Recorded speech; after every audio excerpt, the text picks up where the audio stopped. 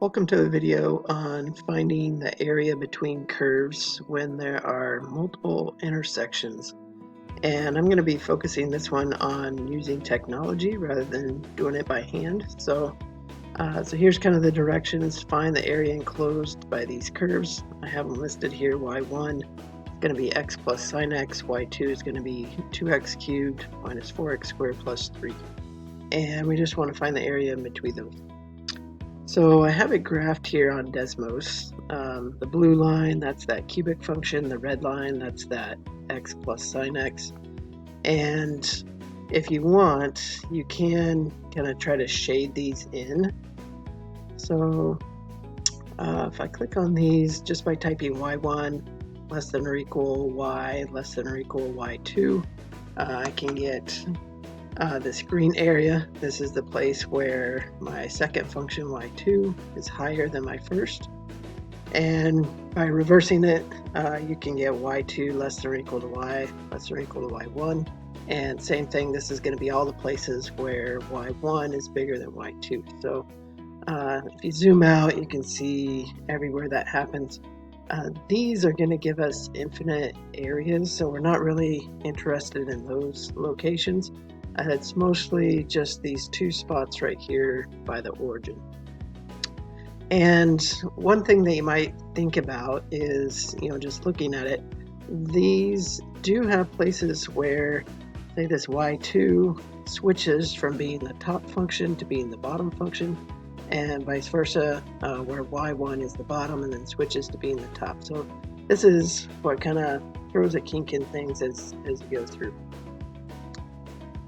Let's go ahead and start with, say, just the normal way that we do it, which would be finding an integral from this left point over here, wherever that intersection is, to the rightmost point over here.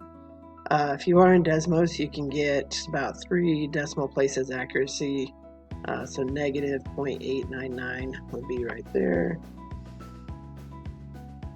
And for a top bound, you might think about, say, doing this one up here, 1.988 for my x. And then just doing, say, whatever y1 minus y2 like you normally might do. So y1 minus y2 and then dx. And we're going to put these in parentheses.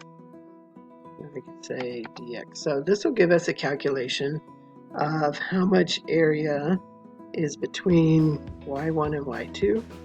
But notice this negative number. That should give you a clue right now that this computation is not going to be correct. It's not going to give us what we want. This is actually the net area, where it looks like it's counting this purple as positive, this green is negative. So it's not actually going to give us exactly what we want. And I'm going to go ahead and type this in real quick. Alright, so what I've typed in here are some bounds on these curly braces where x is between negative 0.899 and 1 to kind of restrict it to not showing that infinite area right there. So just the green and the purple, those two right there. And one thing you might think about is, well, what are some ways we could add up the actual total positive area between those? And there's 2 ways to do it. One is to just break it up. So if I look at this intersection, that's at about 0.788. So I'm actually going to change these to kind of reflect those bounds, 0.788. So one thing we could do is just say, compute this first one. So where is y1 going to be bigger than y2? That's on the purple right here. So this really should be going just from this 0.788 up to that 1.988. So that's one thing we could do to find this purple, and then also find the green. So maybe we want to do an integral from this negative 0.899 up to 0.788 of And now we're going to do something similar but reverse it. So y2 minus y1, and then add that to the other guy there. So that's one way that you can do it, is just break it up into two integrals. Make sure your top function, in this case the y2, is, and I'll put that there so we can tell. So that y2 is going to be on top right there between the negative 0.899 and the 0.788, and then it reverses, it's underneath for the rest of the time. So that's one way you can do it, is just break it up into two separate integrals, calculate it out. Another way that you can try it is going over the whole distance. So this negative 0.899, 0.788, y1 minus y2 dx. And sorry, this should be that original top bound, 1.988988. So we said before, this is not correct as it is, because it has areas where, say, these rectangle heights are counting as negative instead of positive. But another way to fix that, rather than just breaking it up into two pieces, is to just include, rather than parentheses, we'll just include an absolute value around those guys. And so now whatever that negative height used to be, now it counts as positive. And so it'll just add up all those positive heights times that little dx for those rectangles. So you notice these give us the same answer. You're not going to be able to compute these absolute value types by hand. Technology will do it because it's actually doing an approximation on these, finding numbers and then just adding up all those numbers. By hand, it's going to look more like this. You're going to have to break it up and then do each separate piece, fundamental theorem of calculus, that sort of thing. But with technology, you can just include the absolute values around those. And any of these heights that come out negative, it'll just make those positive and then add what you want. So two ways to do it. Either way is fine. If you want a little more accuracy on these bounds, maybe you're wanting this out to, say, 6 or 7 decimal places. One way is in Desmos you can zoom in. So this will be negative 0.8986. That's about as much as you're going to get. So 86 I could put in there. And then notice around, what is it, about the 5th decimal places, it starts to change right there. So if you're needing a lot more accuracy, that's one way you can do it, is to zoom in, but you're usually not going to get more than 4 decimals with Desmos.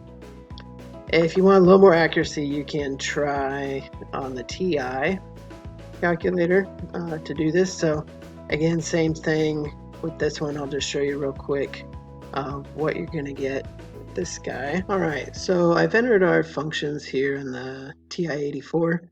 So I got my y1, y2, same as functions I had before. Just going to go ahead and graph those. So there's my sine function, there's my cubic. And if you want any of these intersections, the way you can do that is you can go to second trace, says calc right above that, that's calculate. So second trace, and then scroll down here to number 5, which is the intersection. So down number 5, or just press number 5, hit enter. It'll ask you 3 things. So your first curve, so you just hit enter. Your second curve, hit enter again. So notice now it says y2 up there. And then your guess, and your guess needs to be close to the intersection point you're looking for. So if I'm looking for this middle point, I would hit enter right around there. You don't have to be right on it, but somewhat close.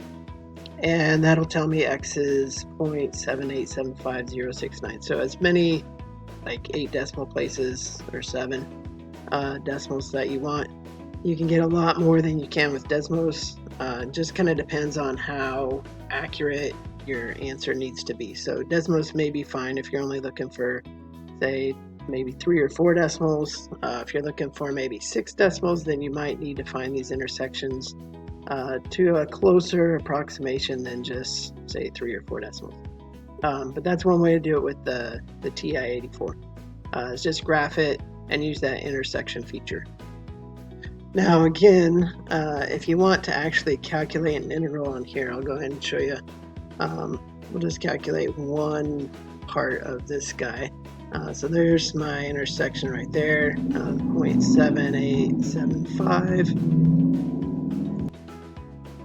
Let's go ahead and do this first half right here. So if I want to calculate second trace, intersection again, number 5, and again you can just hit enter on first curve, enter on second curve, but my guess now needs to be closer over here. So I'll hit enter, and then there's that second point, the negative 0.89859.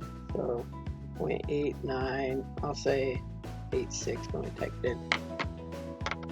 Go ahead and quit out of there, and then I can do something like this. So math, scroll down to number 9, function integral of, and here at this point I can actually just type in my, if I go to the variables menu, y variables, function, the first part is going to be y2 on top, so y2 minus, and then again variables, scroll over to y with the arrow, and then just hit enter for function, and then now I'm going to do y1.